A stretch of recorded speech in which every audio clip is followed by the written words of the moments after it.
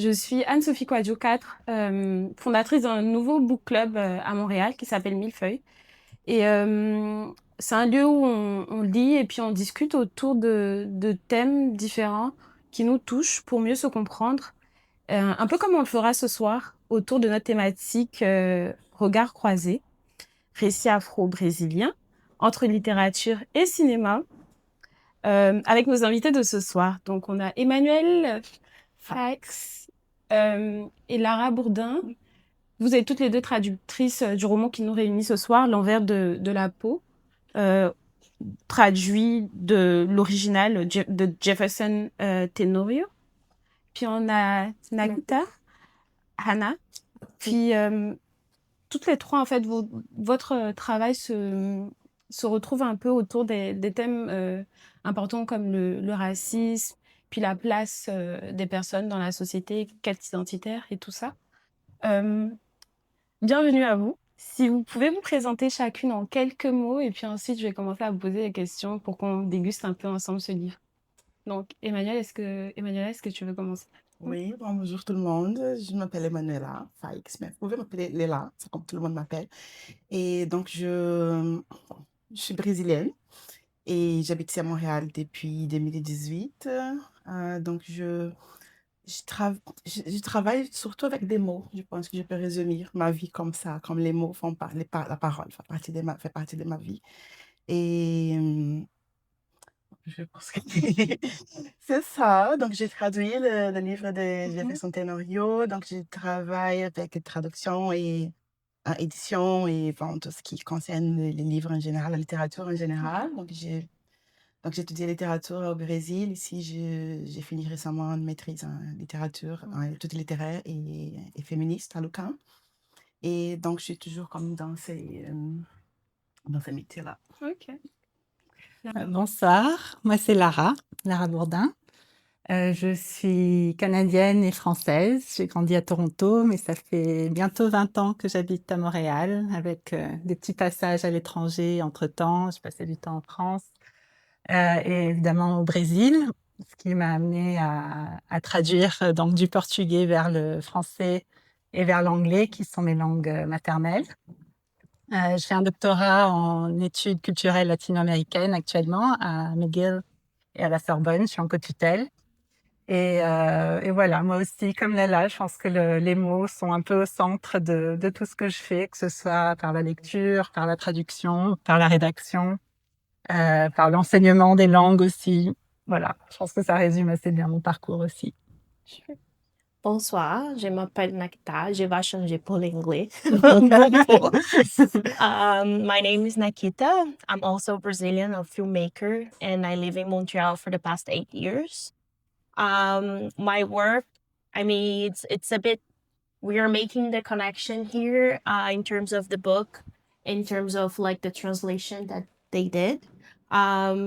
I think my contribution here is today it's more like having a different perspective with cinema from Brazil, because I think there is a connection in terms of language and how we bring the like similar narratives to cinema as well.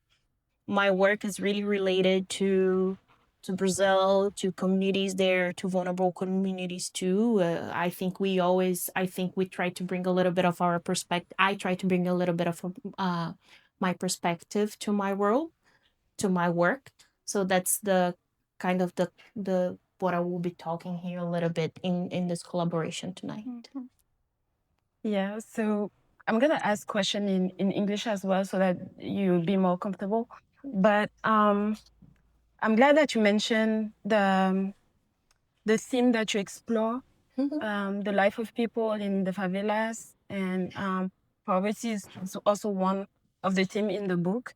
So I switch in French again.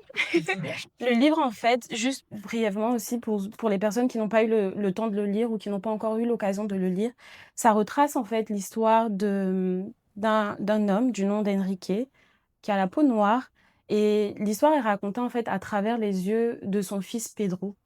Et Pedro nous fait vivre en fait à travers sa voix le parcours assez challengeant de son père qui subit du racisme, Aussi, on voit un peu dans sa vie amoureuse, il y a une forme de violence qui est très présente dans le livre dont on va en parler, aussi tout à l'heure.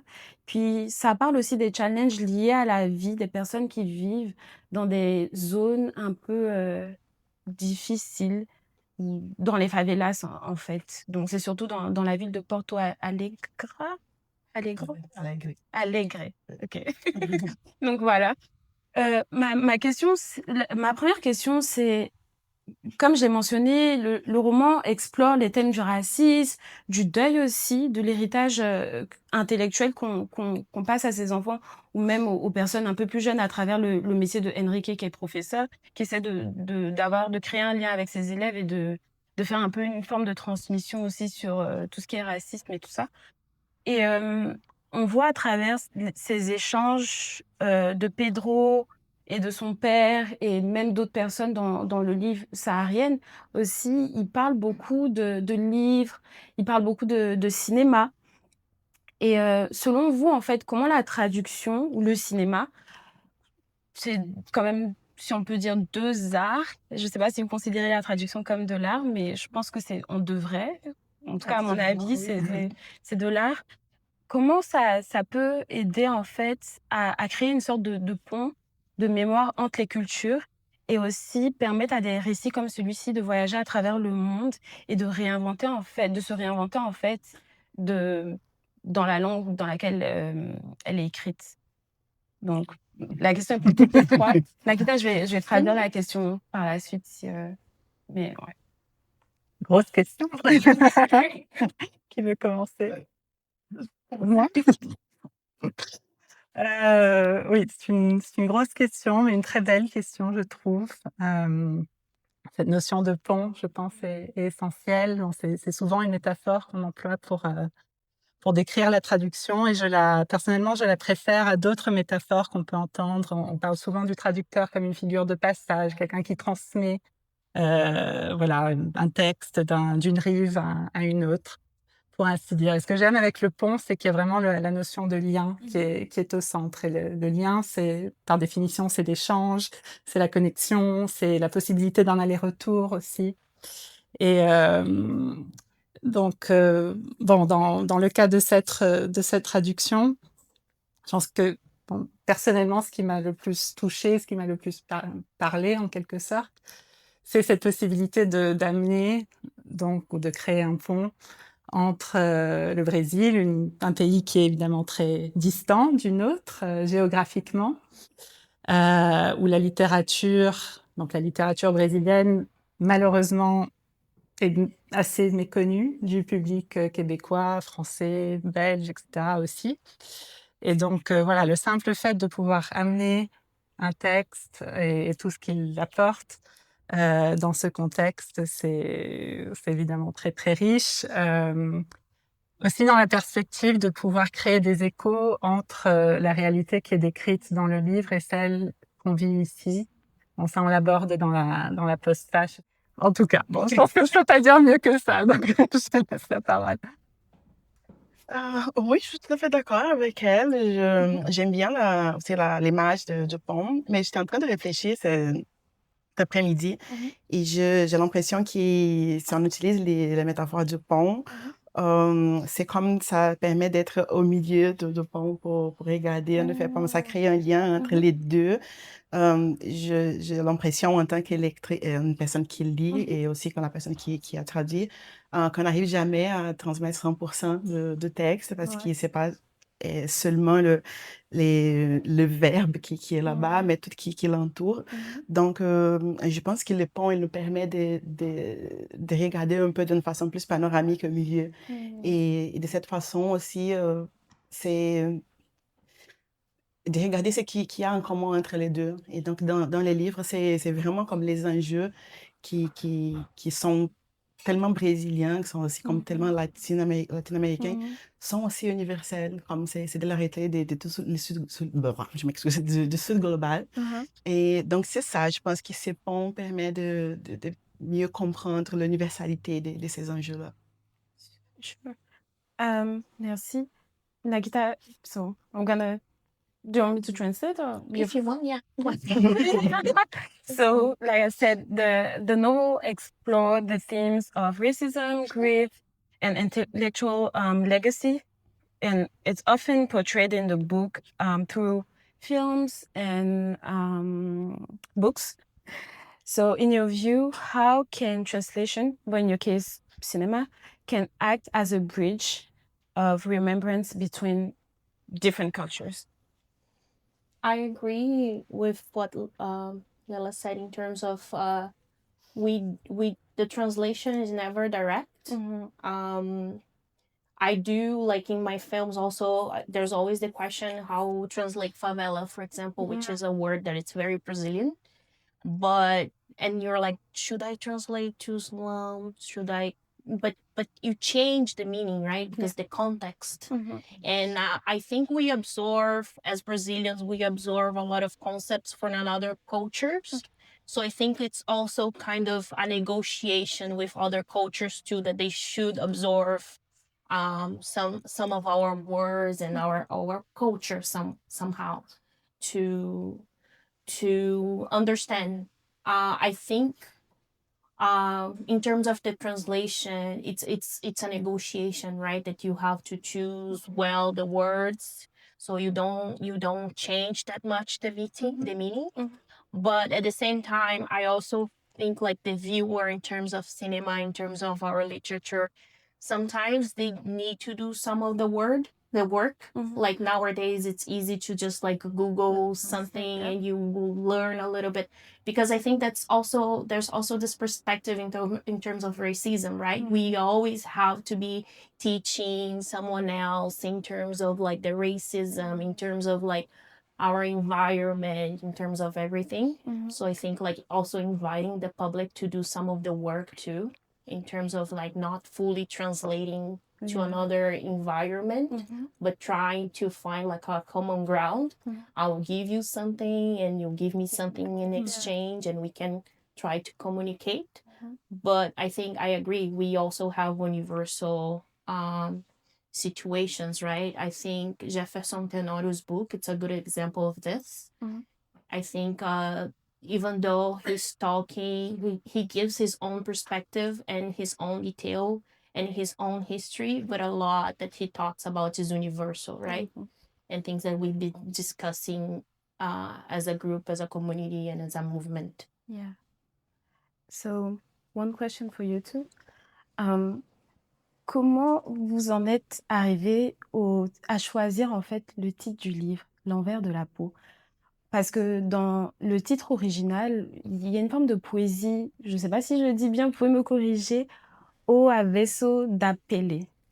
Et donc, comment vous en êtes venu à choisir l'envers de la peau? Parce que ça a cette même connotation, cette même sensibilité en fait poétique, comme dans l'original, mais avec la douceur de la langue française en fait. Puis, comment ce titre est un reflet poétique et d'où des sujets profonds qui sont traités dans le livre aussi? Parce que il y a une forme de douceur, mais on sent que ça va nous prendre aux tripes quand on va le lire. Donc, comment vous en êtes venu à choisir ça? En effet, c'est une traduction littérale de titre en portugais, c'est vraiment comme l'envers de la peau. Mais nous avons beaucoup discuté parce que, comme par exemple, la traduction en anglais, elle venait de sortir quand on était en train de travailler sur les livres. Et le titre est complètement différent. C'est Dark Side of Skin. Et on se demandait si on devrait aussi essayer une autre façon d'apporter le titre, mais finalement, on trouve, je ne sais pas si tu es d'accord, mais moi, je trouve le titre, la sonorité en français, c'est comme tu as bien dit, comme il y a une douceur, il y a un lyrisme là-dedans qui on était chanceuse de pouvoir le garder. Oui, en fait, je pense que le titre, c'est en fait l'une des questions sur lesquelles on a le moins réfléchi, si j'y pense bien. Oui. Ce qui est, bon, d'une certaine façon un peu improbable, parce que évidemment le titre, c'est l'une des choses les plus importantes, les sujets les plus importants à réfléchir quand on traduit un roman. Mais un peu comme le dit Lala, je pense que la traduction littérale s'est imposée en quelque sorte. Bon, le français comme le portugais est une langue romane, donc il dispose de termes qui sont proches de Wave, même si Waveso, bon, ça partage pas la même racine, je pense, avec Anvers. Enfin, il faudrait regarder l'étymologie, mais en tout cas, le sens est suffisamment proche que, comme le dit Lala, je pense qu'on s'est senti assez privilégié, en quelque sorte, de pas avoir à faire. Moi, j'ai beaucoup d'admiration pour la traductrice de l'anglais, même si bon, j'ai des interrogations sur le choix qu'elle a fait, mais l'anglais, justement, ne dispose pas de termes qui correspondent à Waveso. J'essaie d'y penser, mais flip side, c'est pas bien, enfin, c'est pas très poétique, justement. The other side of skin, ok, mais ça passe. Alors justement, ça ne touche pas à l'un des points que je trouve essentiels de ce titre. C'est que l'envers, c'est pas l'autre côté. On n'est pas, le titre, enfin à mon sens en tout cas, il parle pas juste d'un simple rapport d'extériorité et d'intériorité. Il parle de la manière dont le racisme il traverse la vie sans la déterminer complètement. Et donc je pense que l'envers, il y a ce côté d'une indissociabilité entre l'intérieur et l'extérieur, des choses qui se touchent, qui est oui, pour moi essentiel et qui est vraiment, enfin, c'est le cœur battant du roman. Je sais pas ce que vous en pensez. Yeah, it is. When I saw the translation in English, I mean, at least I think like French, it's close enough that we can still play with the words, right? Because I think like the dark side of the skin, it's not as subtle as the French translation of the original in Portuguese. And the dark side, it's in a common ground already, right? You have the dark side of the moon, Yes. you have the dark side in Star Wars. So I thought it was a bit strange. It is. Yeah. Mais en restant dans ce thème de lyrisme, quelque chose que j'ai trouvé déroutant en lisant le livre, c'est comment, en fait, la façon dont Pedro s'adresse, lorsqu'il s'adresse à son père Enrique, il utilise le tu, donc la deuxième personne. Puis il parle, parce qu'il s'adresse jamais directement à sa mère, il utilise le elle, donc la troisième personne. Puis je me demandais, en fait,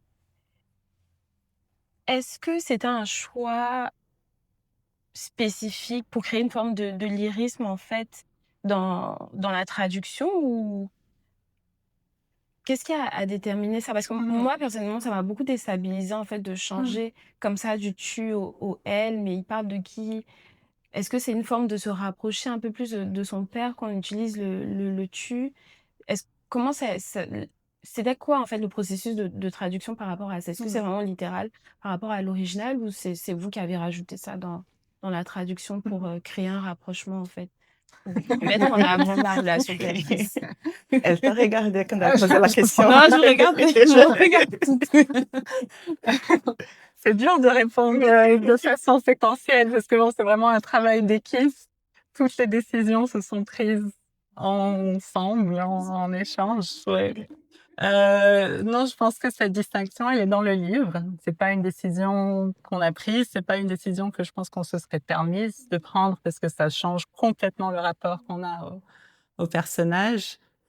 Là, ce que je vais dire, c'est pas c'est pas un apport qui m'est personnel. Je vais dire quelque chose que j'ai entendu Jefferson Tenorio, l'auteur, dire, c'est que ce tu, en fait, bon, évidemment, c'est le tu du fils à son père qui est mort, mais c'est aussi un tu qui est au lecteur, qui est adressé au lecteur. Et je pense que c'est ça qui explique cette sensation que tu as décrite d'être happée par le texte, d'être prise aux tripes. Parce qu'évidemment, effectivement, quand on ouvre ce texte et à la première page, on a un tu qui forcément nous parle à nous aussi. Ouais. Est-ce que tu veux rajouter quelque chose? Mais oui, en effet, comme je pensais, pour moi, en tant qu'une personne, ma langue maternelle est le portugais, même aujourd'hui, j'ai un peu de difficulté des fois à me diriger vers les gens en utilisant le vous ou le tu. Parce qu'en portugais, on utilise grosso modo le você, qui c'est un pronom qui n'existe pas. Donc, les vous, c'est trop formel pour nous, mais les tu, c'est Trop familier? exactement. Donc, Mais la façon dont il parle à son père, comme les plus proches, c'est les tubes, plutôt que les vous, par Ouais. exemple. Donc, je pense qu'on a aussi discuté comment on allait traduire ces pronoms-là. Mais aussi comme cette stratégie d'être un peu mélangeant, c'est comme aussi pour nous. Donc, on a juste reproduit son style. Mais je me souviens comme c'est comme moi, même aujourd'hui, comme je relis les livres, je me mélange toujours quand il parle de ma mère. Il dit Ouais. sa mère. Ouais. Non, oui, sa mère, ma mère. Il interchange un peu Oui, souvent. exactement. Mais quand il dit ma mère, en effet, c'est l'épouse d'Henrique. Donc, c'est. Mais c'est son stratégie d'interaction. Ouais, il faut dire, c'est vrai que la construction narrative est déroutante en soi, parce que ce qu'il faut savoir, c'est que donc le principe de base, c'est que c'est une lettre qu'un fils écrit à son père qui est mort, mais à partir de cette lettre, il y a le souvenir qui va être enclenché, il va rentrer dans la mémoire de son père, mais il va aussi intégrer sa mémoire à lui. Donc et tout ça dans des chapitres qui sont souvent très longs et qui n'ont aucun paragraphe. Et donc il y a une fluidité incroyable qui d'ailleurs je pense et le portugais s'y prête beaucoup plus facilement que le français. On a eu des décisions à prendre sur des choses comme les temps verbaux, parce que le portugais a beaucoup plus de facilité à fluctuer entre le présent, le passé, le présent, le futur, que ne l'a le français. Mais en tout cas, je pense que c'est ce qui explique aussi ce sentiment d'être un peu perdu par moment quand on lit ce roman. Ouais. Speaking of that, Nakita, like I said, dans l'envers de la peau, the use of second person, Pedro addressing his father as you, immediately draw us into an intimate and unsettling point of view. In your work as a filmmaker, if I can say it that way, is it how you describe yourself? Okay. In your work about talking about favelas, racism, and all those important themes, do you also reflect on perspective in that way? And also, is it important for you do you pay attention on on choosing the point of view for you to deliver the story? So either from the person that is the person that goes under that goes under racism, that lives the racism, or let's say endure the oppression, versus giving the voice of the one who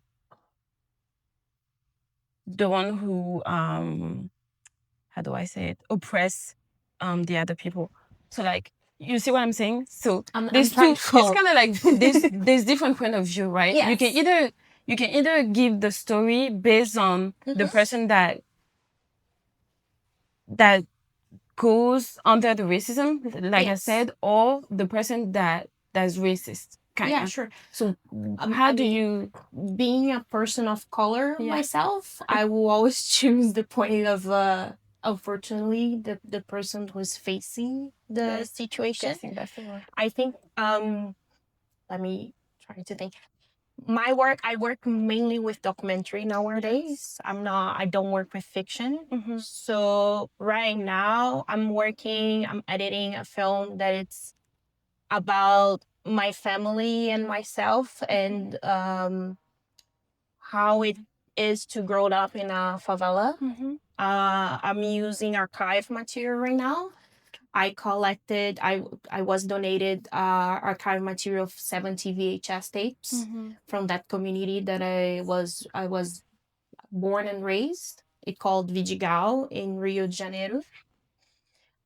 One thing that I think like my work really connected with Tenorio's work is this lack of really understanding if he's talking about himself or about his father, because there is this thing that it's carried through people and generations, because it's not really about one person, but it's about the environment that they are Even. yeah, Mhm. the environment that they are, Mhm. right? There is a slight difference in terms of generation and ages, and there's a lot of politics that are involved that makes those changes too, that push those changes, right?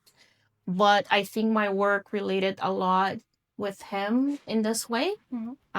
Even the you and the sense of like you really don't understand the timeline if you're talking about the present or the past.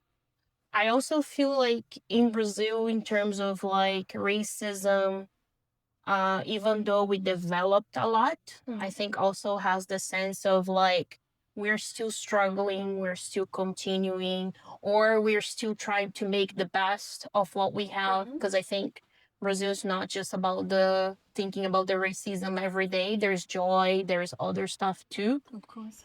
But it's coming from a long we are experienced this for a long time, not necessarily something particular today or something particular in the past. So there is this sense of continuation. So that's what you're trying to keep in your work. I think that's what I'm trying to keep in my work, but also seeing in general other colleagues' work. I think there is a common ground there in what we are trying to discuss. So let's dive a little bit more into the book. Page 35. I know to do that.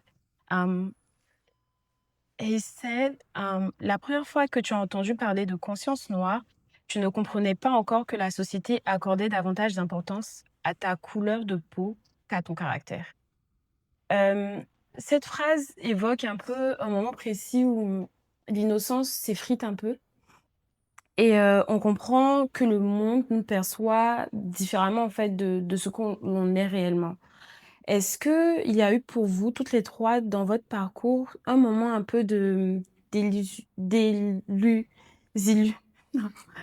comment je vais dire ça? De perte de conscience, puis ou de prise de conscience, si on veut être un peu plus du côté positif? Et en quoi ces moments-là peuvent marquer en fait la construction de confiance en soi en fait de quelqu'un, et puis la manière dont on se situe un peu dans le monde, si jamais ça vous est arrivé d'une façon ou d'une autre. I can say it in English so you start.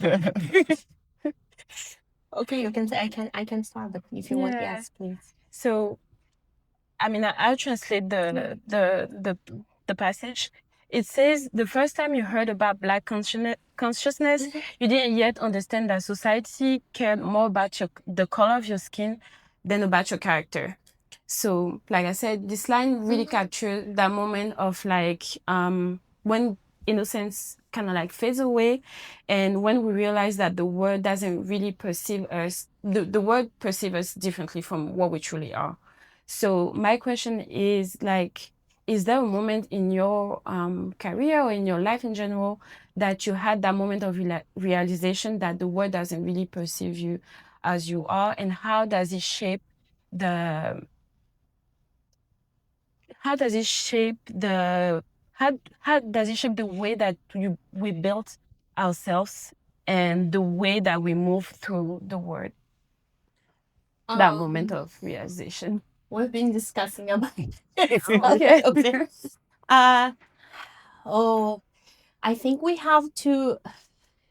It's a tough question It is. because I think the way that the world perceives you really is really different from places to places. Inside Brazil too. I mean, I'm from Rio.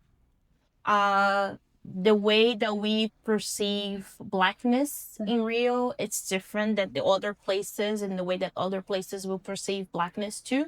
Rio is the second city with the largest Black population. For years in Brazil, I think was very common for you to try to escape for the idea of being a Black person because you would have like this bad connotation.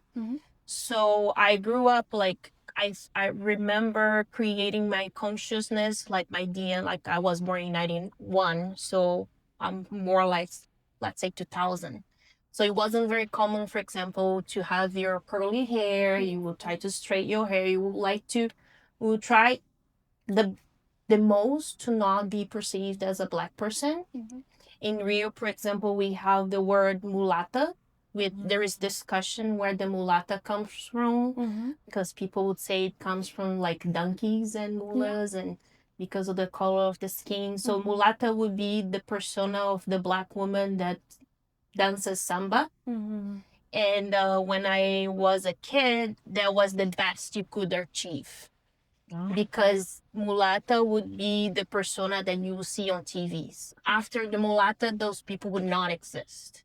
So if you were like a woman of color that it's beyond the mulata, you would not exist in society.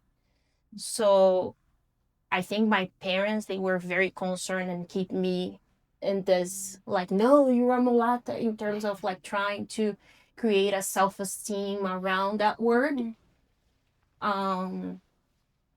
So I think this is one point, right? But it changes from places to places. I think the idea of being a Black woman in Montreal is completely different of the idea of being a Black woman in Brazil and in other places too.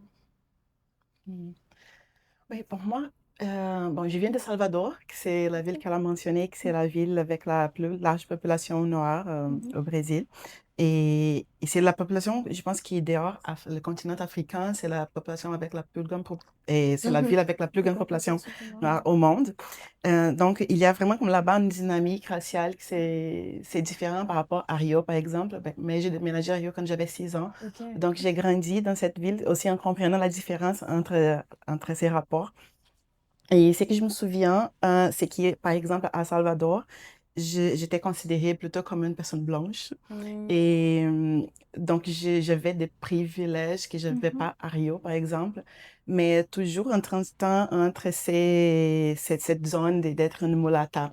Et, mais je pense que vraiment comme la prise de conscience, c'était quand j'ai déménagé à Porto Alegre, qui c'est la ville des Henrique Pedro. Dans le livre. Et donc, c'est dans le sud du Brésil. Et là-bas, il y a une dynamique complètement différente parce que c'est une province qui est... il y a une grosse communauté allemande, italienne. Et leur origine, c'est un peu...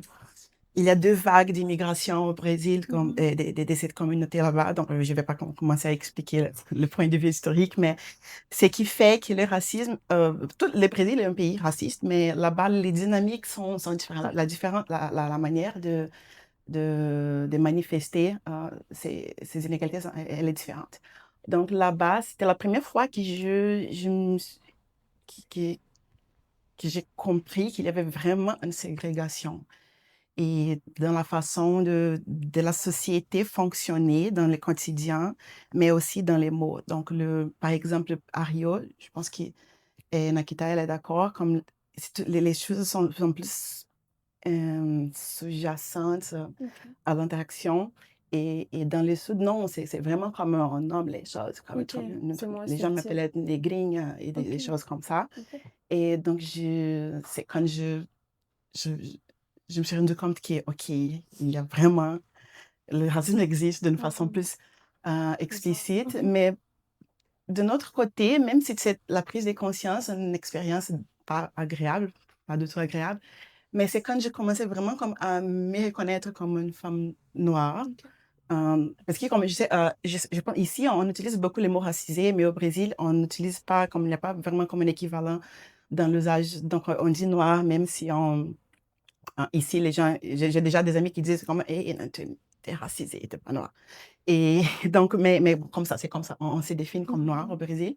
Et, mais c'est ça, je pense que mais c'est un truc qui est toujours présent. C'est comme Nakita a dit, comme les sentiments de non-appartenance à la société, c'est fou. On voit comme dans les publicités, dans la télévision, dans les films.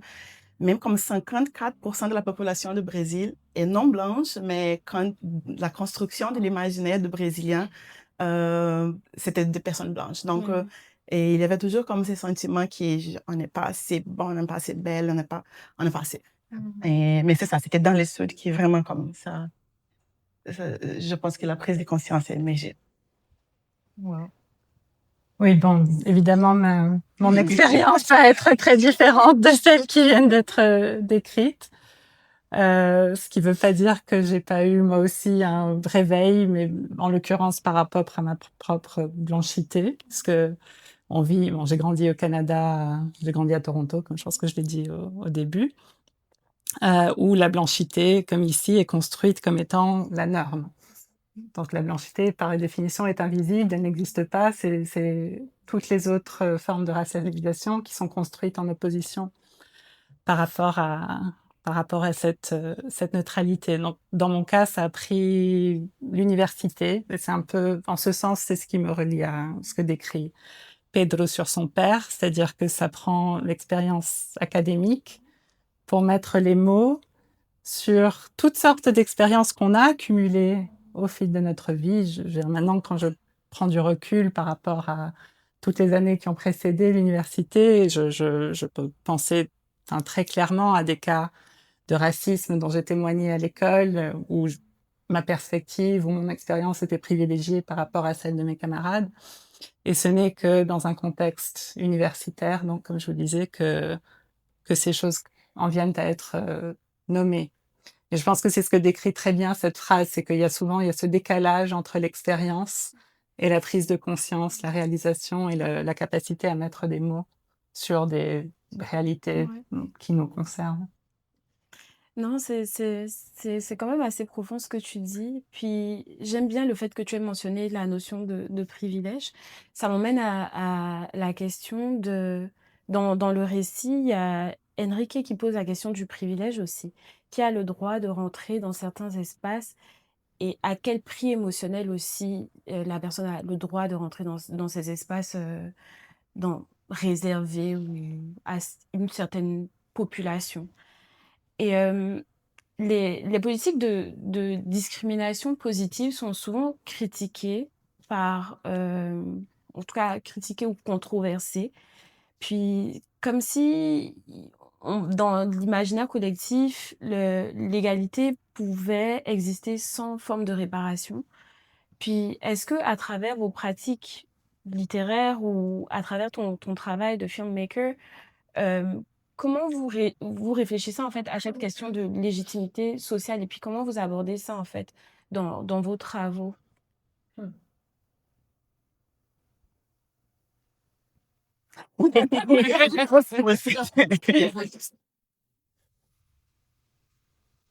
Je peux commencer. Ouais. Je pense bon, je vais utiliser comme exemple Mhm. pas seulement la traduction de livres, mais la littérature en général. Euh, on voit un changement. Oh, je vais essayer d'élaborer la réponse. Bon, mais tu avais mentionné genre, les politiques d'inclusion au Mhm. Brésil. Ça a beaucoup changé le panorama de la présence de la population, des personnes racisées dans les universités Ben oui. et en conséquence aussi dans pas dans la pratique littéraire parce qu'elle a toujours été présente, mais dans la pénétration dans les champs littéraires. Mhm. Euh, donc, je pense que la littérature, c'est une façon d'insister dans cet espoir de changer les imaginaires.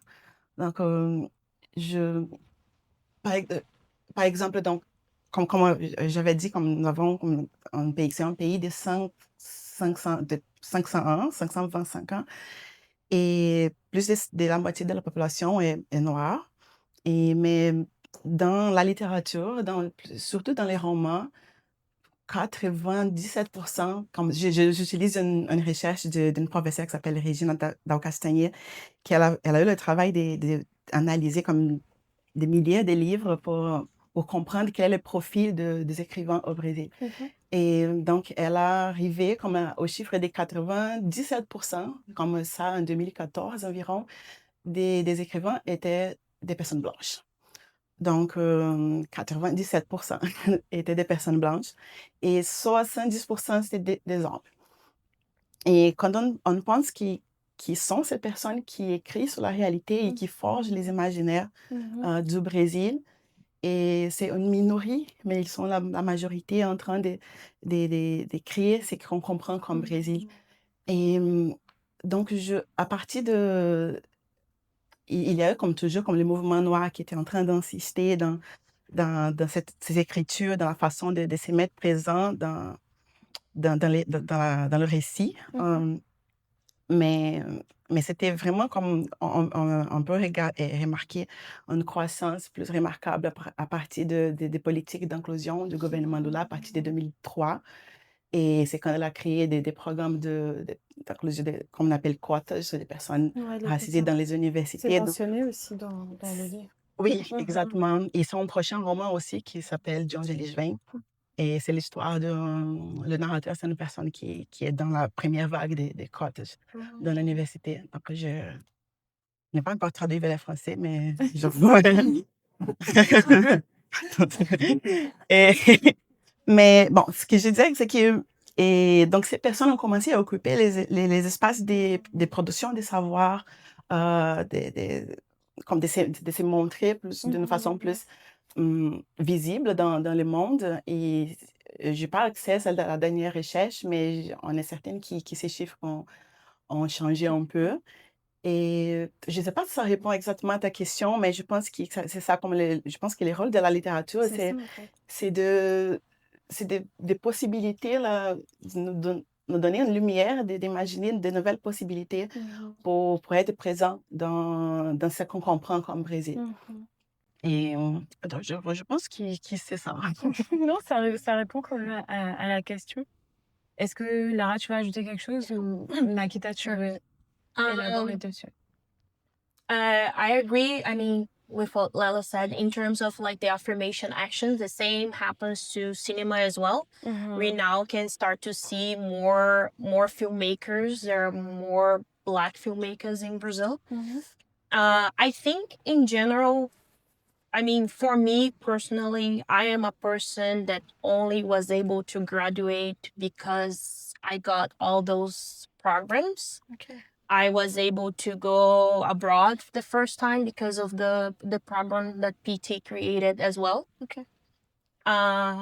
So I think like also for me personally, a moment that I started to create consciousness in terms of my Blackness, because I could know the environment before, I could know the world, what was happening before, but I was only able to start to put words when I entered university. So I think I can see like in terms of like a lot of, again, filmmaker colleagues that feels the same. The university, like being able to enter the university, it's actually when you're able to access more information and you're able to experiment, right? When you're able to leave the survival mode and you then will experiment with your life. You will decide what you want to do. You will decide what you want to do. So I can see like a lot of the Black movement also starting cinema this way. But cinema in itself, it's an unfortunate form in a sense that like it needs a lot of funding, it needs a lot of money. Even for you to do a degree in film, it's very expensive because as a student you have to put money. You cannot just go like, I want to do this. Yeah. And in Brazil, it's even a more difficult scenario in a sense that like there's not a lot of fundings like here that you can get as just an individual artist. You have to have a production company in order to get money from the government. So I don't know if everyone is familiar, but then it means like you will have to get money in the like SODEC level only. So it's very hard to access this environment in a sense. But at the same time, I think also the requesting for representation in cinema, it became a popular demand. I think the population started to notice, like, no, we are majority people of color. We need to see ourselves in there. So just recently, the biggest network in Brazil, TV Globo right now, their last soap opera, I think it was the first time that the majority, they exchange all the characters, right? Because it's a remake. And with the remake right now, they change a lot of characters to Black people.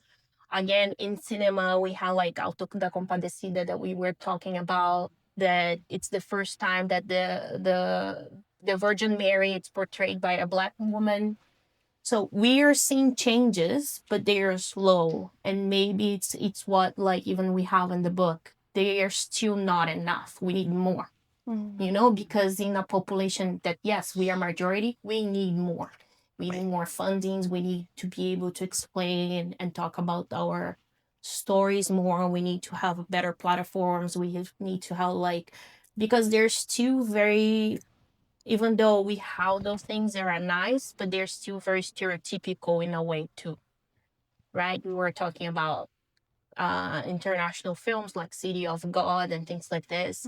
There are narratives that actually exist, but we need to amplify and let people talk about like different perspectives, as we said before, because there's not a one way to talk, to say one story. So yeah, different perspectives. And I think, again, talking about our work, I think it's kind of what I try to bring a little bit, and I see other colleagues too trying to bring different perspectives about the same subject or different subjects. Est-ce que je peux rajouter une chose? Parce qu'elle dit comment on était en train de discuter ensemble, nous trois. Et je vais juste mentionner une expérience personnelle, juste pour donner comme exemple, comme je crois que la littérature, elle est un outil d'empowerment pour aussi dans les niveaux personnels.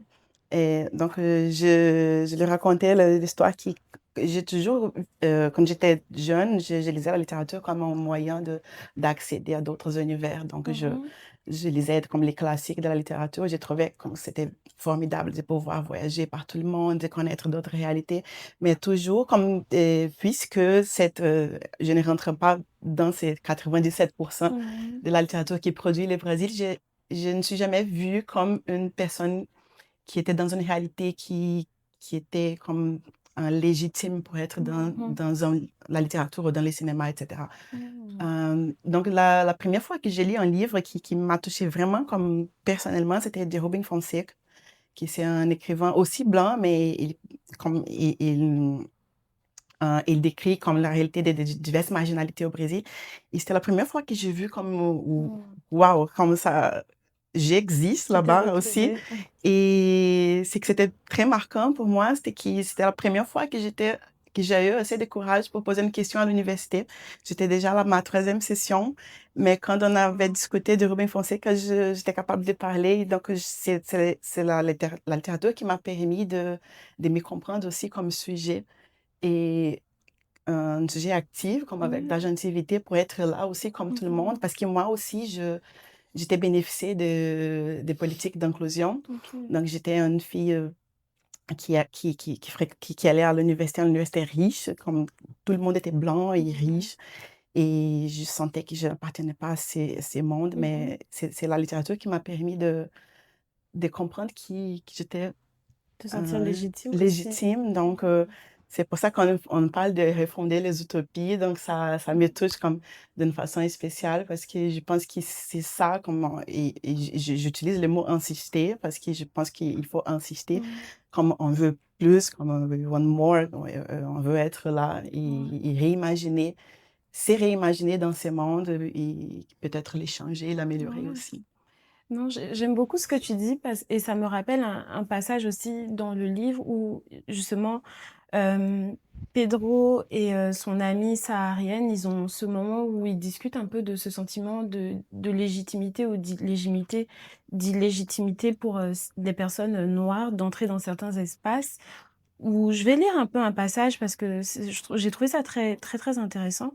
Il parlait de cinéma justement, où elle disait, et il parlait de rentrer dans une boutique de luxe. C'est un peu long, mais je vais lire, c'est très intéressant. On dit, cette femme ne va rentrer dans la boutique que si elle a les moyens d'acheter quelque chose. Tu comprends? Autrement dit, elle ne peut pas se donner le luxe de tout simplement rentrer dans la boutique, jeter un coup d'œil et sortir. Il lui demande, mais pourquoi? Elle lui répond, parce qu'elle ne peut pas, tout simplement, parce que ce serait comme si elle confirmait le stéréotype qui dit que les personnes noires n'ont pas d'argent. Et même si elles n'en ont pas, quand elles entrent dans une boutique de ce type, il faut absolument qu'elles montrent qu'elles aussi ont les moyens de faire des achats. ça peut paraître idiot, mais je pense qu'il y a un rapport avec ta question. Il lui avait posé une question plus haut par rapport au cinéma. Donc, elle continue, elle lui dit, s'il n'y a pas de noirs au cinéma, c'est peut-être parce qu'ils pensent qu'ils vont devoir regarder un film bourgeois, un film de blanc, et parce qu'ils savent que ça ne va pas leur plaire. Tout comme toi, tu n'as pas aimé le film aujourd'hui, donc ils étaient allés au cinéma et tout ça. Puis il lui demande comment ça, tu penses que le film ne m'a pas plu? Elle lui dit oui, c'est l'impression que j'ai eue. Et après, elle continue en disant, je ne pense pas qu'on doive s'enfermer dans des ghettos. C'est ce que mes parents m'ont toujours dit. Nous, les Noirs, on peut avoir accès à n'importe quel contenu, mais on ne peut jamais oublier d'où on vient. Tu comprends? Puis je trouve que ça vraiment, ça fait écho à ton histoire, à ce que tu racontes du fait de bénéficier du quota et puis d'aller à l'université, mais de se frotter à des gens qui te ressemblent pas forcément. Puis tu te sens pas forcément à ta place dans ce genre de situation. J'ai moi-même vécu aussi aux États-Unis. J'ai d'abord fait une université HBCU, donc Historically Black Community College. Et ensuite, je suis allée dans une université qui était predominantly white. Et je me suis pas sentie à ma place. Comme tu l'as mentionné, c'est très compliqué de trouver sa place dans des milieux qui sont dits privilégiés. Puis je me demandais en fait comment la littérature ou comment le cinéma pourrait réconcilier en fait cette tension qui peut se créer entre appartenance et ouverture, parce que pour nous, c'est comme une forme d'ouverture qu'on reçoit en ayant accès à ce genre d'endroit. Mais en même temps, quand on se sent pas à notre place, il y a un manque de sentiment d'appartenance. Puis comment la littérature, tu l'as expliqué un peu, mais si vous pouvez un peu développer un peu plus, comment la littérature, comment le fait d'insister à travers les livres, des traductions d'un roman comme ça qui a subi la censure à une période, comment en fait on peut éveiller les consciences et puis créer une forme d'appartenance aussi dans les endroits qui sont censés être... Oui, et la littérature, l'art en général, comme Ouais. les musées, sont des espaces extrêmement intimidants pour les gens pauvres, pour les gens racisés. Et c'est une ambiance bourgeoise Ouais. et blanche. Et, mais je pense que c'est un ensemble, comme c'est les politiques d'inclusion qui vont pouvoir, parce que comme, des fois, comme toute seule, on n'est pas capable. Donc, comme je disais, comme c'était pendant les gouvernements Lula qui les politiques ont été vraiment comme mises en œuvre, mais les mouvements noirs étaient là comme se battant pour occuper ces espaces depuis des siècles déjà. Donc, je pense que c'est important de souligner aussi parce que comme il y a eu un gros travail pendant des siècles pour arriver à où nous sommes maintenant et c'est pas encore insuffisant. Mais je pense que c'est ça, comme des politiques publiques qu'on ne lâche jamais. Il faut toujours insister. Comme on est allé à, à, à l'exposition Paris Noir, comme j'étais avec Lara en juin, et c'était au Centre Pompidou. Et c'est tellement beau de voir comme on a regardé comme l'exposition, c'était comme montrer les artistes et les arts comme dans le sujet noir à Paris. Et donc, c'était tellement beau de regarder que la majorité des personnes qui étaient dans les musées étaient des personnes noires. Et ils se reconnaissaient comme dans les tableaux, dans les autres œuvres d'art qui étaient là-bas. Et tu vois, comme c'était pas un espace hostile, pas du tout. Mais si on n'insiste pas, si on ne se bat pas, ça sera toujours un espace d'exclusion. Donc, pour moi, comme c'est un mouvement vraiment collectif et politique pour qu'on puisse arriver à juste occuper les espaces qui sont nos droits. Est-ce que l'une d'entre vous veut rajouter quelque chose à ça? I had a similar experience. I think it was here the first time during the February. Black History Month? Yeah. I think my first job here in Montreal was as a gallerist attendant, and it was an exhibition for like it was made by Black artists and for Black artists. And it was the first time that I saw the entire community there for the vernissage. And I was like, wow, so many different styles, so many different, I don't know, like different backgrounds just coming all together. And it was beautiful to see.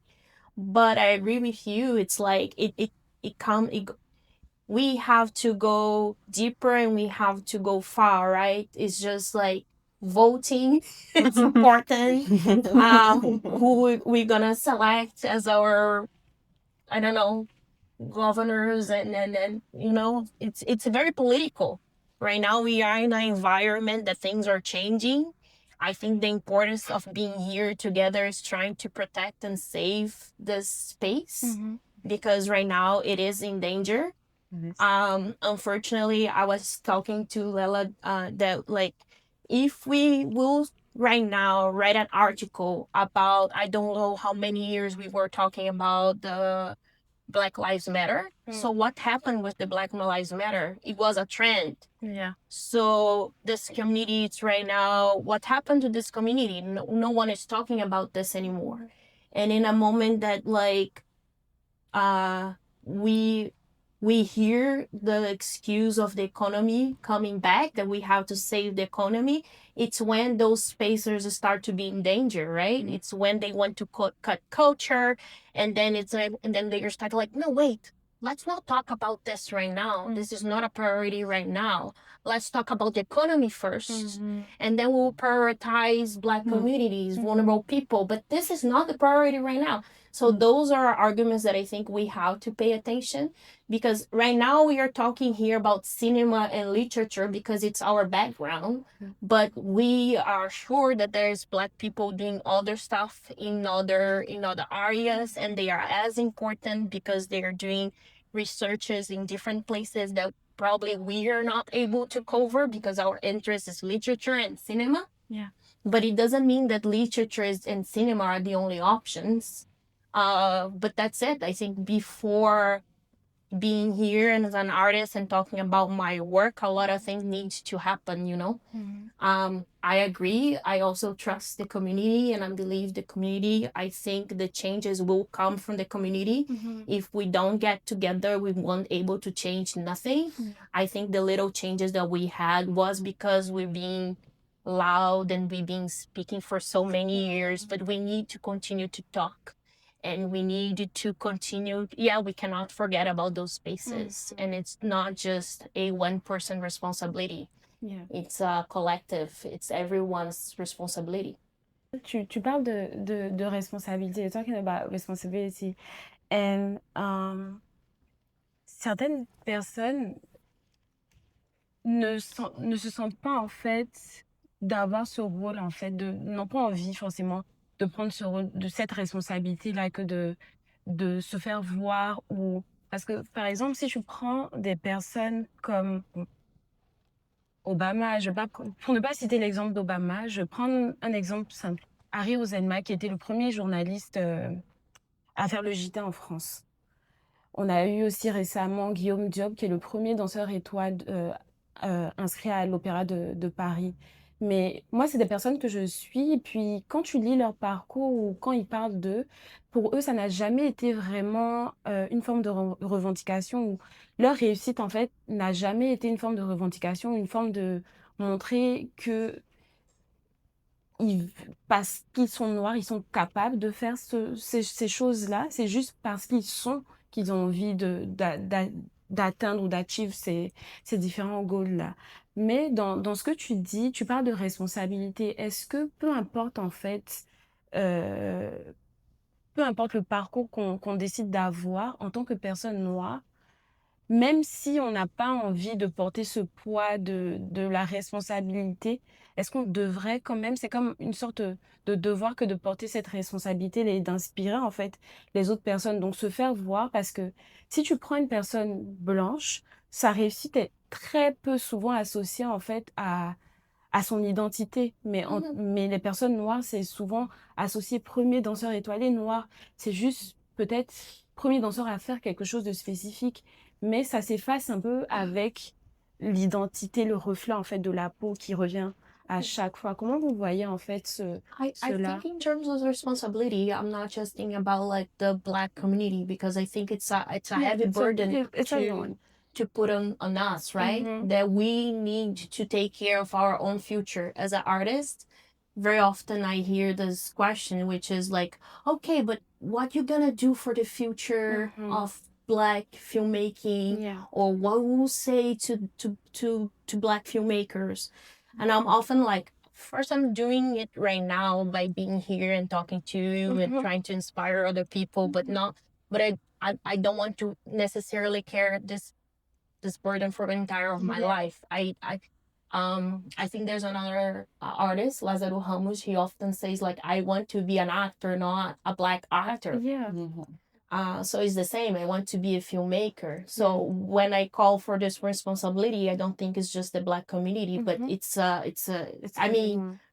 I think like here and with the diversity that we have here, I feel like that we all here want the same thing. Mhm. We have similar goals. Mhm. So my invitation is like, okay, so let's share our similar goals and let's move forward together. Mhm. You know, not necessarily I'm putting this burden. I don't think we need to carry this burden alone. We have to share it. Mhm. And in terms of responsibility, it's also like, let's be a better citizens, you know? Mhm. Be better humans. Just better you. Yeah. Yeah. No, it definitely makes sense. Someone want to add to it? Lara, on t'a pas entendu, j'ai juste envie d'applaudir. Non, je vais peut-être juste partager une phrase qui me trotte dans la tête depuis tout à l'heure qu'on parle de tout ça. C'est une phrase que j'ai eu l'occasion de traduire il y a un certain nombre d'années. J'étais la traductrice pour une activiste culturelle marocaine qui s'appelle Maria Daif. Et elle, sa cause, vraiment, enfin la cause qu'elle défend à bras-le-corps depuis un très grand nombre d'années, c'est le simple fait que l'art et la culture sont un droit de la personne, un droit humain. Je ne sais pas si c'est inscrit dans la charte des droits de la personne. Je ne suis pas juriste, je ne sais pas si quelqu'un le sait. Mais en tout cas, même si elle l'est, c'est un droit qui est très rarement mis de l'avant. Quelque chose que disait Nakita tout à l'heure m'a rappelé la période du Covid où on s'est vu présenter une sorte de hiérarchie des besoins, hiérarchie des priorités sociales et politiques. Donc voilà. Et évidemment, l'art et la culture passaient aux oubliettes parce que bon, c'est sûr que on nous a dit beaucoup que c'est beaucoup moins essentiel que la santé, l'alimentation, etc. Sauf que, bon, évidemment, la réponse à ça, c'est de se mettre au défi, tous et chacun, de passer un mois sans regarder Netflix, sans écouter de musique, sans regarder de films, sans aller au cinéma, etc., etc., etc. La vie, tout à coup, s'appauvrit complètement et ne devient plus une vie. Et donc, en tout cas, je trouve cette phrase, elle est très simple, elle est très courte, mais elle m'oriente, moi aussi, dans beaucoup des choses que je fais. Je pense que Nakita parlait de l'importance de renforcer les liens et de renforcer le protagonisme de communautés qui sont marginalisées, qui sont précarisées. Et c'est absolument vrai. Et je pense qu'on peut aussi prendre le problème de l'autre côté, c'est juste de rappeler que c'est un droit humain. Point. Non, c'est beau ce que tu dis. Pour revenir encore à ce même passage, ça parle aussi comme j'ai dit, de stéréotypes.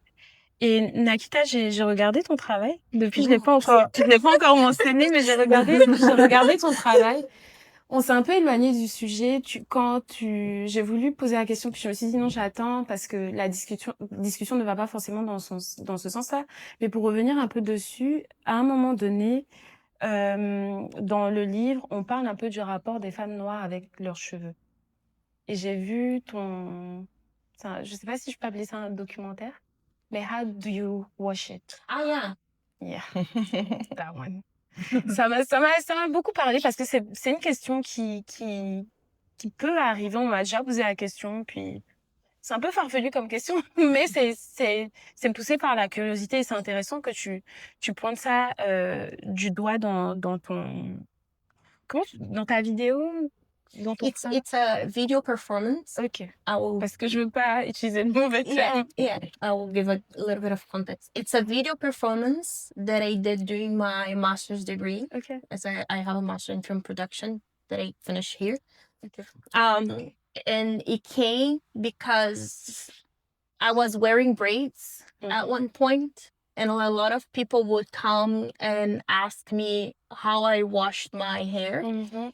And there was one person in particular that I'm not sure she would forget that she asked me that, but absolutely every time she would see me, she would say like, how do you wash your hair? It's so interesting.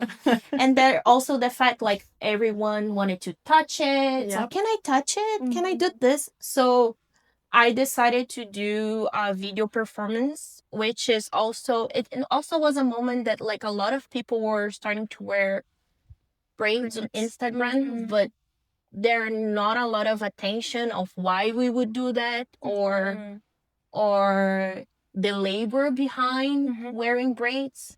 So it's a video performance of me removing the braids one by one, and it's like a more or less, I short it, so it's like more or less like right now it's an hour of me removing braids one by one, and yeah, I try to be straight and things like this. And it's a piece that I'm inspired by Zosimo Bubu, which is also an artist from the 70s in Brazil. He has a piece that he talks about slavery, and it in terms of filmmaking, it's a piece that inspires a lot of people, because I think it's the first time we see in cinema Black artists portraying himself instead of like having other directors portraying Black artists.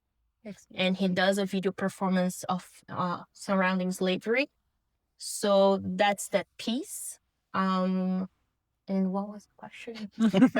J'avais pas encore land. I didn't land on the question yet, but my point was to explore en fait. Explore. My point was with 2 languages. But no, I wanted to hear your thoughts on that fine line between representation and stereotype. Oh yeah. You see, that's why I was going. And how does your film reclaim meaning and like true meaning, if I can say it that way, and dignity and also softness, because there was some kind of softness in that video, and and the way Black bodies are also portrayed in general, because there's some kind of hypersexualization when it comes to Black women. And that's when you mentioned mulatas, I wanted to ask the question, but I was like, okay, no, let me wait a little bit. It's a very thin line, right? Yeah, the line is so it's thin. very thin. It's hard to give like a hard answer. Yeah. I mean, for example, that question, not when I'm doing with myself, because it's like often you negotiate with yourself how much you want to expose yourself. Like, for example, in how do you wash it, you cannot see my face because I wanted to show not me per se, but this character. Yeah. So when you're negotiating with yourself, it's easier to do. But for example, right now in my documentary, I'm negotiating with my family, but also with the community. So it's like, where's the line, right? In terms of representation. I think what I can say, it's like, I try to do it with honesty, but at the same time, I learned in the process that you will never make everyone happy in the process. Not often people will agree in terms of like how they being represented.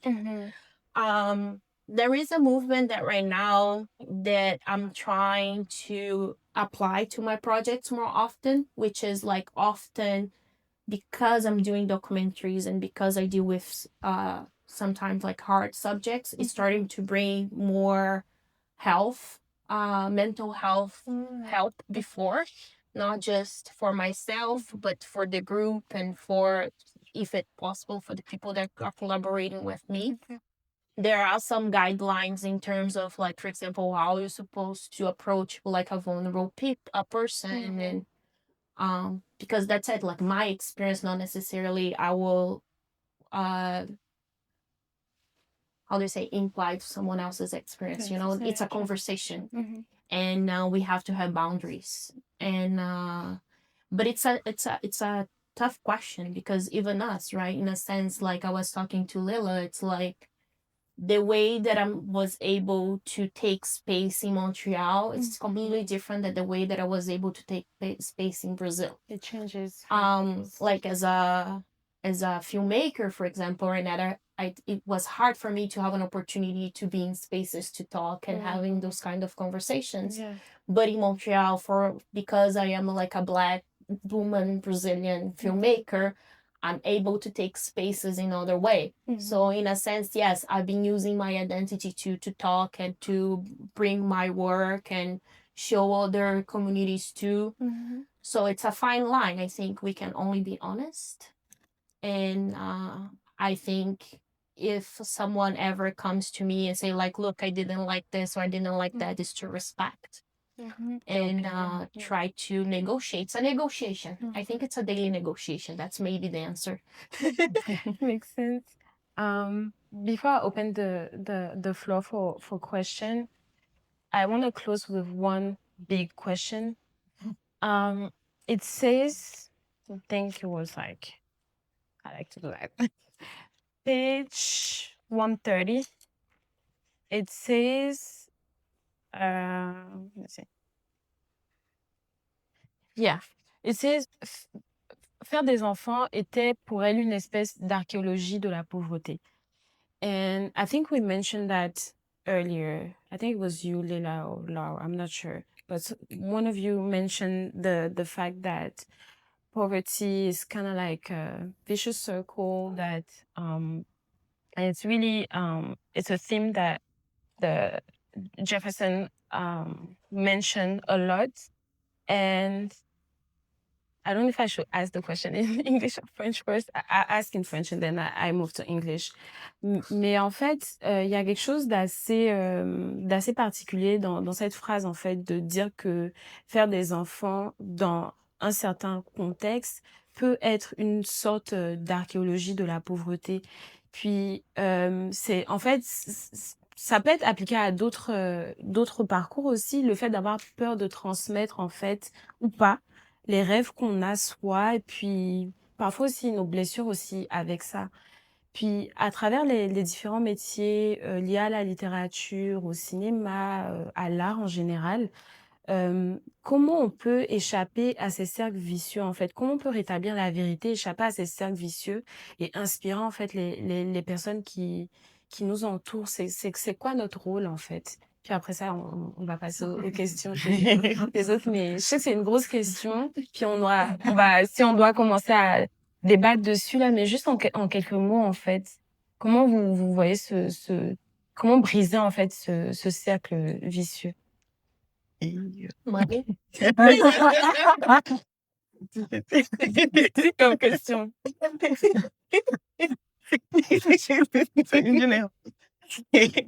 Non, non, je sais pas si les gens ont entendu ce que tu as dit. I don't know if people heard your answer. Money? Money.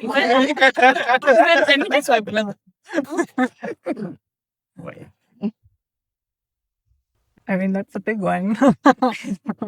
Yeah, c'est a big one. Ouais, non, c'est sûr que je vais quitter en réfléchissant et après je vais penser comme oui, j'avais une bonne réponse. Mais c'est Est-ce que peut-être pour vous pas guider mais ouvrir un peu la perspective, avant quand j'ai commencé le livre, j'ai pas vraiment lu la 4e de couverture. Puis à la fin, vous expliquez un peu le processus, le contexte en fait dans lequel votre démarche a démarré. Puis vous parlez de la censure en fait que ce livre a subi à un moment donné. Donc, est-ce que ce serait, par exemple, dans ce genre de démarche-là, de voir quelque chose... Parce que nous, ici au Canada, par exemple, on n'aurait jamais eu l'idée que ce livre existait, par exemple. Puis s'il est censuré là-bas, ben, il n'est pas forcément censuré ici. Donc, est-ce que c'est dans ce genre de démarche-là, en fait, de chercher, d'aller à la recherche, en fait, de ce qui est comme censuré, de tous ces non-dits-là, puis de les mettre, en fait, au jour pour que tout le monde soit au courant? Est-ce que ça passe par ce genre de démarche-là? Parce que, par exemple, qu'est-ce qui vous a inspiré, en fait, à traduire ce roman-là? Est-ce que c'est plus le côté émotionnel de la relation père-fils, mentionner comment l'héritage est important dans la construction du soi, ou c'est plus la démarche politique qui était liée, par exemple, à la censure que le livre a subi? Je ne sais pas si ça vous met un peu dans l'ambiance pour répondre à la question de comment briser, en fait, ce cercle vicieux. Je vais juste prendre... You Oui. were first talking about the cycle of poverty, right? Cycle of And how to break those cycles. Yeah. It's okay. I think nowadays we are in a moment that like we are getting a lot of information, and I'm not sure if it's helping. I think we are all feeling overwhelmed right now. Definitely. There is a lot of like things going on all over the world, and not just here. It's not just in Brazil. It's not just in Palestine. It's not just like free Palestine, by the way. But yeah, I think, but I feel at least that people are interested. It's difficult. It's very difficult. I find myself in a difficult place because I want to be informed of everything, but at the same time you have to take care of your own life, and sometimes it paralyzes you because you cannot take the correct actions, but also you cannot take care of yourself. So I think I would say, yeah, it's good that we are having this conversation and we can share about this book. I think for sure after we finish here today, we can say like, yeah, look, have you seen that they translated, Jefferson Tenorio's book? I had this conversation with friends too, that like Brazilians that recognize themselves and like, oh, so nice, it's translated. There's an event here. And maybe in the future we can have the author itself in Canada to talk about his book. So I think like talking, it's a big thing. Continue to talk, not letting the conversation die. It's very important. But I also understand that we're in a moment that we have to absorb and so much, and we have also to be we need to witness a lot, right? Because what's happening to the world. And I feel like there's a group of people that are actually interested in making changes. But those changes are difficult too. But yeah, I think to break the cycle is continue to talk. I think it goes back to a lot that we've discussed here before. The affirmation actions, they also help a lot. Again, voting also helps a lot because they will only come if we are vocal about what we want and the changes that we want to make. And but yeah, I think that's it. I know the process has been very slow. The changes, like I grew up in early 2000s in Brazil, that we had Lula before, and for me it's very strange the world that we are in right now, because I grew up in a better moment for Brazil. I didn't experience the change from the dictatorship to a democracy, for example. I grew up in a moment that was slightly better, and it changed right after. So I think that's it. Continue to talk about what we want to change and what is better for everyone else. And yeah. Je suis complètement d'accord.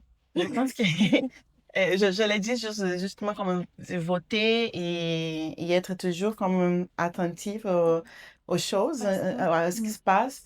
Mais il y a une expression qui s'était forgée par une actrice brésilienne elle parle de teste do pescoço, c'est comme le test du cou.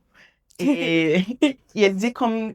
Et je vous invite tous à faire le test de... Non, mais c'est en français, le test de cou. Mais c'est juste comme tourner le cou et regarder l'espace qui t'entoure. Et et je pense qu'il il lui faut toujours, comme qu'elle a dit, comme jamais lâcher comme l'aspect politique aussi, parce que, comme elle dit, comme money, comme c'est vraiment comme on a besoin d'argent pour briser le Ben oui. cycle, mais comment on arrive à cet argent-là. Donc, mais aussi en tant comme les petites actions, en tant que citoyen ici, je pense que c'est toujours comme mettre en questionner ce qui l'hégémonie de nos sommes, comme ce qui sont les voix qu'on est en train d'entendre toujours. Et j'ai les petites choses dans les quotidiens qui, je pense, qui peu à peu peut aider à briser aussi, pas directement le cycle, Ben mais les gens qui vont occuper les espaces et qui tu vas embaucher, qui tu vas donner l'espace pour parler, pour se faire entendre. Donc, qui tu vas lire aussi, parce que c'est à travers la littérature, le cinéma aussi qu'on va changer notre perspective par rapport au monde. Et donc, oui, je pense que c'est une action individuelle et aussi collective mais toujours, comme, je sais que c'est des fois, comme elle a dit, comme le monde aujourd'hui, c'est dur de lire les Très nouvelles. compliqué. Mais on ne peut jamais perdre comme le sens de l'utopie, vraiment, comme l'utopie, c'est pas une atopie, comme c'est quelque chose qu'on veut persécuter, qu'on veut vraiment comme Je sais. imaginer comme une possibilité. Et si on perd cet espoir, qu'est-ce qu'il nous reste, genre? Et donc, c'est ça, je pense que même pas seulement comme l'espoir comme gratuit, mais l'espoir avec l'action pour qu'on puisse vraiment comme avoir un monde plus égalitaire, plus heureux. Ouais, merci. Clara, est-ce que tu veux rajouter C'est quelque très difficile de rajouter après des mots comme ceux-là. Non, je suis complètement d'accord. Et bon, en vous écoutant et en t'écoutant Anne-Sophie ramener la réalité de la censure, évidemment, bon, je suis totalement accablée, comme beaucoup d'entre nous, je pense, par non seulement le cas de censure qu'a vécu ce livre, mais les cas de censure qui se rapprochent de nous en ce moment même. Bon, évidemment, on a l'exemple du Sud dont on n'a même pas besoin de parler, mais il y a l'Alberta est en train de censurer des livres aussi, donc comme quoi ces phénomènes frappent à nos portes. Et bon, je regarde ces réalités, je suis complètement effarée, accablée. Et en contraste, je pense Léla parlait de petits gestes, et je pense aux tout petits gestes qui ont constitué ce travail de traduction. Je veux dire, chaque choix d'un mot est utopique en quelque sorte. Et je pense que je vais me raccrocher à ça et inviter tout le monde à lire le roman et à lire la littérature brésilienne plus largement, parce qu'elle le mérite. Oui. Merci à vous. Puis j'espère que la discussion a été enrichissante. Je ne sais pas si quelqu'un a une question qu'elle voudrait poser à nos invités. C'est le moment où on a comme 3 minutes. Donc, une petite question,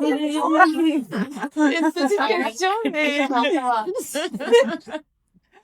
Stéphane, ou même un avis en commentaire ou quelque chose. Question, je vais poser en anglais. Fazer português. De faire une captation, donc si vous acceptez, je vais demander à Sophie son micro pour que les Ah oui. personnes posent des questions. On puisse les prendre encore. On va vous entendre. Tu peux parler en português si tu veux. Oh, ici? Ah, merci beaucoup. Donc, je vais poser cette question en anglais. Désolé. You were talking about the way to break the cycle of poverty, right? And earlier today, you were mentioning to us part your parcours, your schema, your way. In the book, we have Henrique. He's a professor, and he recognizes that the public school systems in Brazil actually it's not the best one. It's the opposite. But he until the end, he believes in education. It's even when the moment that it's facing death, actually, he's believing in education. He's trying to teach. And I took a look in the synopsis of your new film. Sorry, we are spying on you. And there's a paragraph where you mentioned that Maria Lucia and Amaury, yeah, they during your whole life they insisted for you and your sisters to do not miss not even one day at school. So I was asking myself how education was this transformation in your life, and if education is really, or in your opinion, would be the most important tool to break the cycle. Yeah. I mean, I talked about this a lot, which is for me, my path was built with education. The reason I'm here in Montreal right now, it was through the education. I mean, I was only able to graduate. I mean, let's start from the beginning. So I'm the first person in my family to have a degree. I was able to move abroad because of education, because I got Science Without Borders from Lula's government. So I lived in London. I came back. My first degree I did with ProUni, which is a program also from Lula's um, when Lula was a president, the first time. I came to Montreal through a master's degree. So my career and things like this, I was only able to get a visa and a permit and things like this through education. So yeah, it's my entire path, right? um, but I think also the hope for education, the hope for a better future, it comes from it too. But also, as I said before, the moment that I understood myself as a Black person was in the university too. um I think it's a place for you to be able to discover yourself, not just the formal education, like you have to study, you have to move forward. It's the only place that you get another opportunity, is the only way to do. But not just this, but I think it's when we are able to learn who we are, it's a very strong tool, because we are able then to express ourselves in this world. We won't be blinded. We are able to create critical thinking, which is very important. We are able to see ourselves, what is right and what is wrong. And I think just also, but what I said before, being able to learn who you are, being able to learn your story, even though we know that schools in Brazil, they don't talk about the Black community at all. But then it's through literature, it's through like talking with other people, it's through like creating this community that we are able to learn. Unfortunately, I know it should have been better this way. I also tell this that, for example, in my family, I cannot go back in terms of story before my grandmother, because I have no documentation whatsoever. Don't know my great grandmother's name. I don't have a way to trace back her story, but I'm able to trace back this collective of people, right? I'm able to see myself in this group. I'm able to, I don't know, exchange knowledge and let's move forward together. So I think it's important in this way to recuperate a story that was stolen from us in a sense, and also continue to create a story moving forward. I talk a lot, people. Sorry.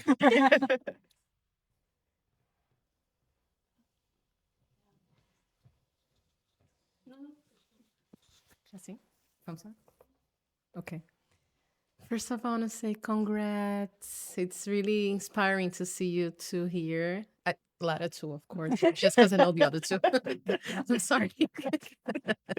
I'm very proud, and it's a source of inspiration for me to see all the space that we're getting as Black Brazilian girlies here making it happen. My question is mostly about your professional life. And to the three of you, Lara and Leila, you can answer in French, no problem at all. But what was your biggest milestone?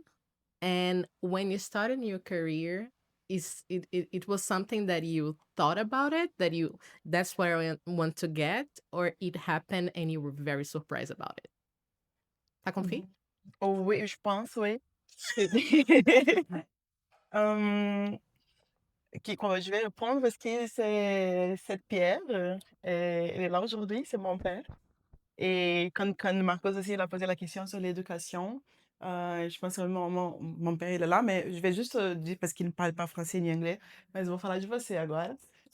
Et je vais pas pleurer, mais il est enseignant et oh mon Dieu, quelle honte. Mais il est bon, comme c'est toujours à la maison, on était toujours comme entouré de livres et même comme dans les contextes de pauvreté. C'est mon père qui m'a permis, comme à travers les livres, de dire, en effet, quand j'étais petite, il m'obligeait à lire. Comme, je n'aimais pas du tout, mais il dit, comme un jour, tu vas comprendre. Et donc, il m'obligeait à lire et toujours comme à questionner comme la réalité où nous étions. Comme, il m'amenait aussi comme à aller toujours au cinéma. Et c'est vrai que c'était sous une perspective très colonisée parce qu'on regardait comme les films européens, par exemple.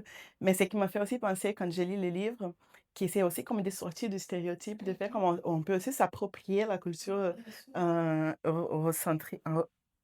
eurocentrée. Et aussi parce que comme c'est aussi la façon de s'approprier les espaces en général. Donc, je pense que cette pierre fondatrice, c'était vraiment comme ma famille, qui est la façon de comprendre le monde. C'est comme ça que c'est que j'ai commencé à écrire et à travers l'écriture, comme je le disais avant, je ne comprenais pas comme un sujet, mais j'écrivais quand même et de façon comme de réinventer. Ça me fait penser à un livre de Chimamanda Ngozi Adichie qu'elle parle sur je m'excuse, je suis très stressée, mais c'est le livre qu'elle parle de raconter les histoires selon notre propre perspective. Et, et c'est ça, donc je pense que c'est... Non, c'est un petit TED Talk qui est devenu un livre après, mais c'est Les périls, The Danger of the Unique Story. The single story. The Single Story, oui. Parce qu'elle raconte qu'elle écrivait tout d'abord comme une littérature très, très blanche. Et OK. Euh, donc c'est ça, je pense que c'était le noyau familial d'abord qui m'a fait comprendre la littérature comme un moyen d'accéder à d'autres univers.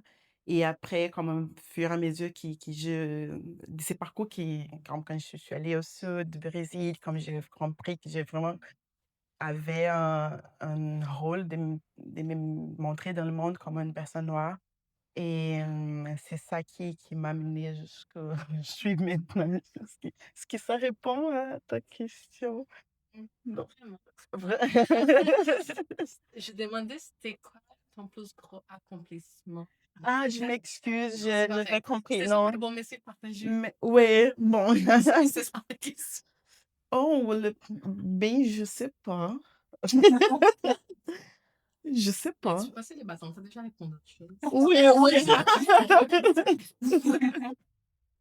Bon, moi, je vais parler de notre traduction, parce que je pense que, bon, je sais pas si c'est ce que ça représente dans ta vie, mais je pense que dans mon cas, c'est sans doute mon plus grand accomplissement jusqu'à présent. Bon, c'est un projet que j'ai entrepris un peu en parallèle par rapport à ma carrière, qui est actuellement d'être doctorante, c'est-à-dire de pondre une thèse, oui.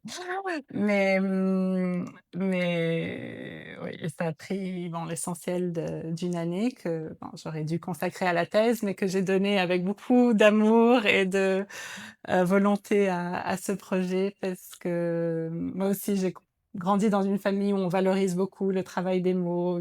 Pratiquement tous les membres de ma famille sont ou profs de langue ou éditeurs, etc.